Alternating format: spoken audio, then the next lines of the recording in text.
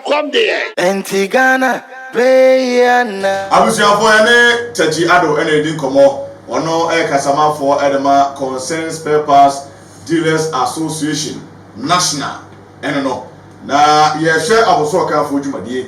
Na na da kwa kufo ado eba no ohyo mbo bebre. Ama okokoje 2 billion ede wasa ne sirim. Ede ye campaign. Wase okambrofo bi. Na brofo no mka no o bose pa but later no.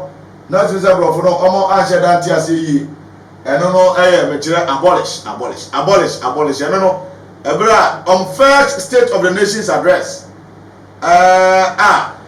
budget eno ya budget ready no eno first on budget on ko ready no finance minister ko ready no ko ka abolish ena tese no mbosi a later no o bosi e wo dwuma mu de ba to be port no na ne sa egu ni ti se biu asa de ne ma me ewu no etino taji yanko ene component no your import duty import VAT na e was receive bibia import VAT no wo hwe goods a nyema ekwe yiwe na import duty no 1722 import duty okay import VAT na 3620 wow import VAT no import VAT kwa but ma menko ne ma menye snappy import duty import VAT import special levy import excise duty processing fee, ECOWAS levy, export development levy, interest charges, vehicles examination. So, car woman, by examination. Okay. Ninya a wubitia, your net charge VAT, Ghana Shippers Council fee, your import NHIL, your net charge NHIL, your IRS tax deposit, your import levy, special import levy nana ka ka se komi free one no okay na 3% omo free okay and your Ghana export and import bank exim assign your get fund it mean na the component of the duty yes mean na the duty okay it is say o ka se duty na import duty na won kan re okay it na we anchor parliament no because say o ka se duty dey say parliament okay because when you one component out of 18 okay 18 component we back so and import duty no honest no benchmark no and every no every import duty okay import duty so no benchmark no una be introduce here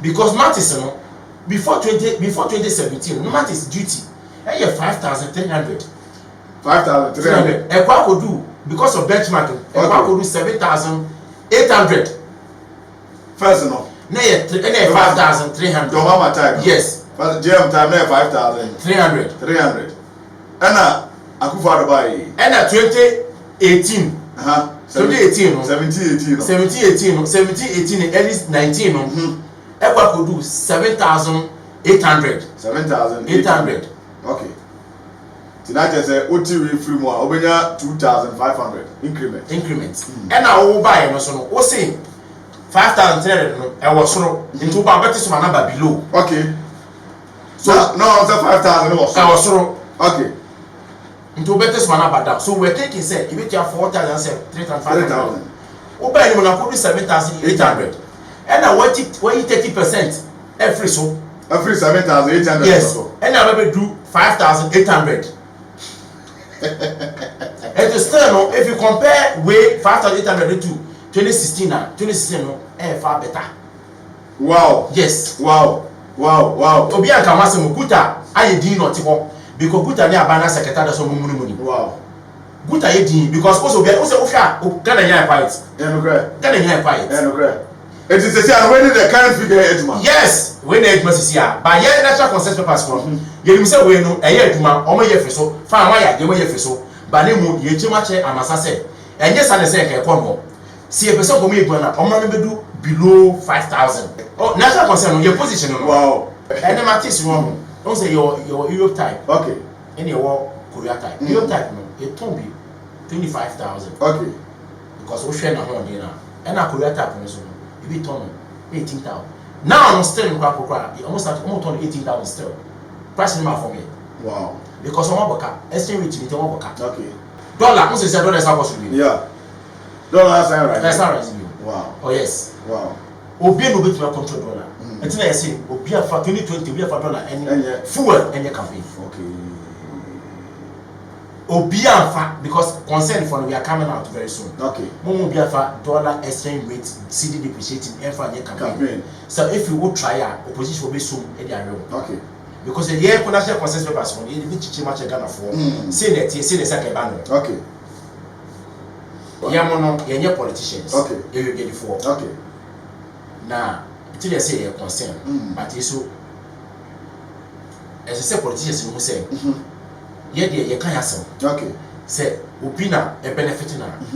Yet we don't care. You can't answer because one of the promises to base your money. And I want you.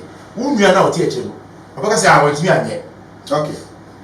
And I see a chicken check and for say, almost me and yet. Almost on town hall, almost invite national consensus papers because you can't give me specific Questions. Okay. Until almost parody, almost facing yes in the coin. Okay. Because we share 2 months ago, my note for a from you or parliament. So we show one time. Almost national consent from Yakobi. Okay. Your coin so your kind so yes, you can your try to draw. Okay. So we think it's a neon comment and comment to Safray. This should be on record. A before 90% every member of MPP. NDC, Omupo, a before 90% MPP for one. And now, she did the political position now will be the family in MPP for. Leaders Nina. Yes. NDC, they shouldn't dare try. One more dare try. One more MPP for. Sir, I'm try saying. Okay, try. Say, I'm try. Say they'll make it with them. Okay. Mama will see on time and resources. Never. Now who cause some VIP? Vampires in power. Who cause some